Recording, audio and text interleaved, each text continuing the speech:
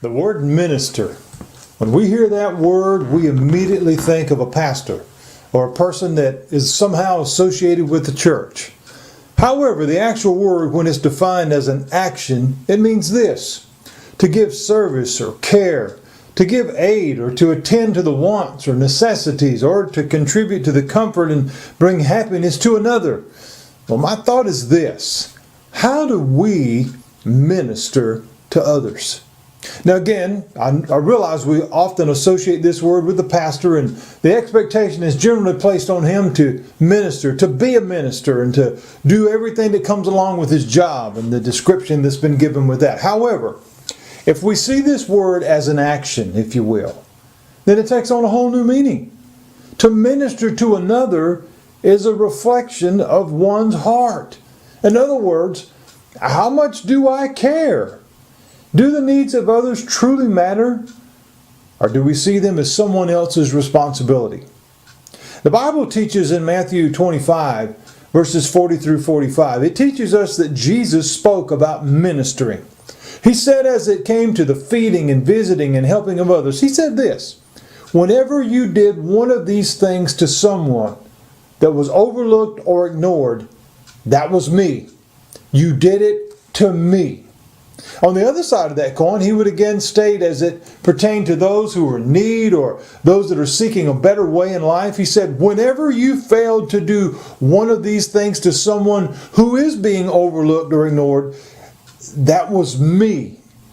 You failed to do it to me. Well, now, wait a minute, Pastor. Are you saying that I have to stop for every single person that I see sitting by the road or in a alley or whatever? Or that I have to feed every person who is holding up the cardboard sign that says we'll work for food? Well, of course not. I'm not saying that. But what I am saying is we should be mindful of how we treat others. We should be mindful of how we minister to others. At the end of it all, the manner that we display Christ, friends, it is important. It is part of our calling, if you will. The word most often overlooked when reading or teaching the Great Commission is the word observe. Jesus said to teach them to observe what I have commanded you. And what did he command? He said, love God and love one another. He said, teach them to observe that. Now, to observe means to see, to visualize. Friends, that cannot be done without action. We are to display, to show the love of Christ to everyone that we can. In other words, minister to them whenever possible. I have to tell you, as a pastor, it saddens me to hear the criticism toward the church, to hear the criticism toward Christians in general. However, what saddens me even more is that after nearly 20 years of ministry, so many of the things that are said are true. You see, we do not treat each other very nice. We're not always welcoming like our signs in the front of our buildings say. We gossip, we hold grudges, we hurt one another with cruel words and attitudes. So we have to ask the question, why would anyone want to join that? Now, certainly I don't say that as a stereotype and say that that applies to everyone, because certainly it does not. But what I am saying is this: there is a problem, and it needs to be addressed.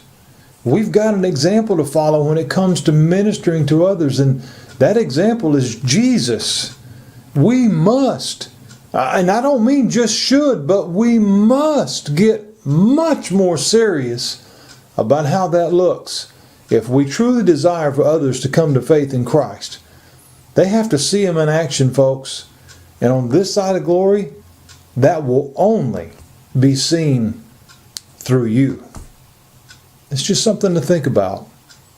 God bless you, and I hope to hear from you again. I look forward to sharing another message with you soon.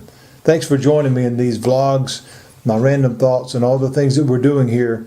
Thanks for supporting this ministry, and if you want to know more about us, just check us out on our website, Facebook, and what have you. That information will be at the end of this video. You take care. God bless.